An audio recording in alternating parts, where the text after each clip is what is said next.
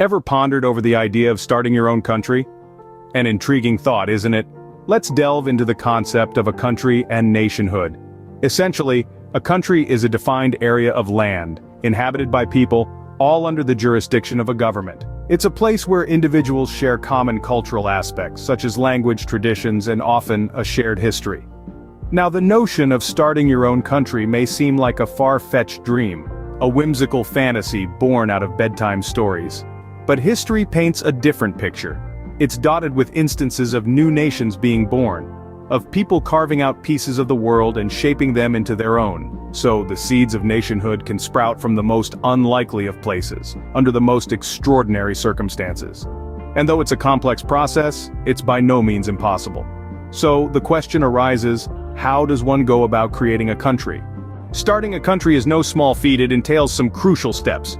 Just like any grand endeavor, it all begins with an idea, a vision of a new nation, a dream of a land that doesn't exist yet, but one you believe should. This vision is the seed from which your country will grow. Now, a single seed doesn't make a forest. You'll need to gather a group of like-minded people who share your vision.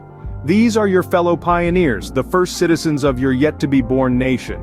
Together, you'll form the heart and soul of your country, shaping its values, its culture, and its future. But every country needs a physical presence, a piece of land to call its own. This is perhaps one of the most challenging steps. You must find a territory that you can claim, a place where your vision can take root and become reality. Secured territory, the first milestone in starting a country. A country isn't a country if no one recognizes it, isn't it? Recognition and sovereignty are the two key elements in the grand scheme of nation building. Let's delve a bit deeper into these concepts. First of all, recognition. You see, declaring independence is one thing, but having it recognized by others, that's a whole different ballgame. It's like throwing a party and no one showing up. Recognition from other nations, particularly those with significant global influence, is vital. This recognition is what validates your country's existence on the global stage. However, it's not always easy. It might involve negotiations, diplomacy, and sadly, sometimes even conflicts. Now on to sovereignty. It's a fancy word for something quite simple. Power, control, the ability to govern oneself without interference from outside forces. It's about having the last say in matters that concern your country. But remember, with great power comes great responsibility. A sovereign nation must uphold certain standards and principles like respect for human rights, rule of law, and peaceful coexistence. So you see, recognition and sovereignty are more than just political jargon. They are the lifeblood of a nation, the pillars upon which the edifice of a country stands. Without them, the structure crumbles. They are the keys to the kingdom, so to speak.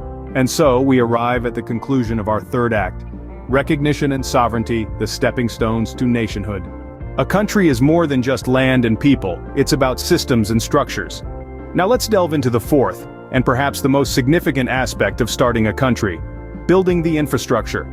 Think of a country as a complex machine. It needs various components to function smoothly. One of the primary components is a functioning government. This is the brain of the country, making decisions, setting policies, and ensuring the smooth operation of other systems. Next, we have the Constitution, the rule book guiding the country's laws. This is the heart, pumping justice and equality through the veins of our nation. It lays down the principles, establishes the structure, defines the power and duties of the government, and guarantees certain rights to the people. Then, we come to the economy, the lifeblood of the country. It's what provides resources, creates jobs, and supports the people. A healthy economy is crucial for a country's stability and growth. Lastly, we have institutions like schools and hospitals. These are the bones, providing structure and support. They educate the youth, ensure the health of citizens, and contribute to the overall well-being of the country.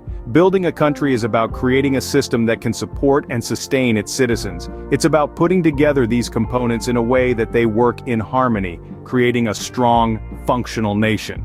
With a firm infrastructure, a country stands strong. And this, my friends, is how you build the foundation of your own country.